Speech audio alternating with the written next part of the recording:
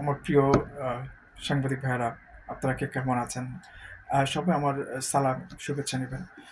উম স্বল্প সময়ের মধ্যে হলেও আপনাদের অনেকের সাথে আমার ব্যক্তিগত সম্পর্ক ও হয়েছে এবং অনেকের সাথে আমার কাজ করার সুযোগ হয়েছে। আপনাদের কাছ থেকে দেখার জন্য আ আপনাদের সম্পর্কে আমার একটা পজিটিভ ধারণা তৈরি হয়েছে। সেখান থেকে বলছি। আ উম আপনারা একটা প্রফেশনাল গ্রুপ। তো প্রফেশনাল গ্রুপ হিসেবে আপনাদেরকে বলছি, দেশে না ২ টো প্রফেশনাল গ্রুপ আছেন। তাদেরকে কোনোভাবেই রাজনীতিতে জড়াতে নাই। তারা একটা হচ্ছেন আমাদের দেশে চলচ্চিত্র, নাটক বা সঙ্গীতাঙ্গনের যে সমস্ত সেলিব্রিটি আছেন তারা এবং সাংবাদিক ভাইয়েরা, আপনারা। সেলিব্রিটিদের আসলে কোনো ব্যারিয়ার থাকতে নাই। তারা সবার। তারা দেশের দেশের দশের।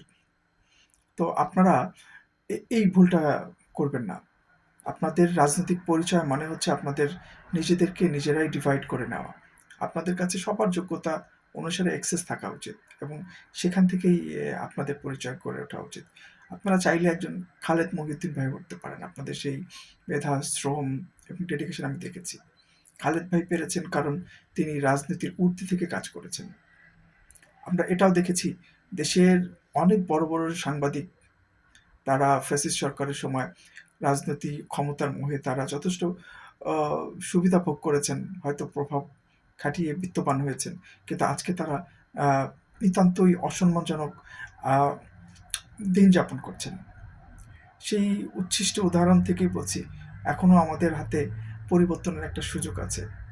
আমরা চাই যে আমরা যারা সিরাজগঞ্জের, সেখান থেকে একটা মেসেজ দিতে চাই জাতীয় পর্যায়ে যে, সাংবাদিক ভাইয়েরা, আপনারা কোনো দলের না, আপনারা সবার। আপনারা সেলিব্রিটি, আপনারা দেশের ট্রেজার।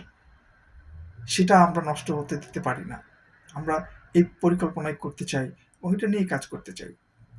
আগামীর আপনাদের সুন্দর ভবিষ্যৎ হোক এবং আপনাদের সবাইকে আন্তর্জাতিক মিডিয়া এবং প্ল্যাটফর্মগুলোতে দেখতে চাই। এই আশাবাদ ব্যক্ত করছি। ধন্যবাদ।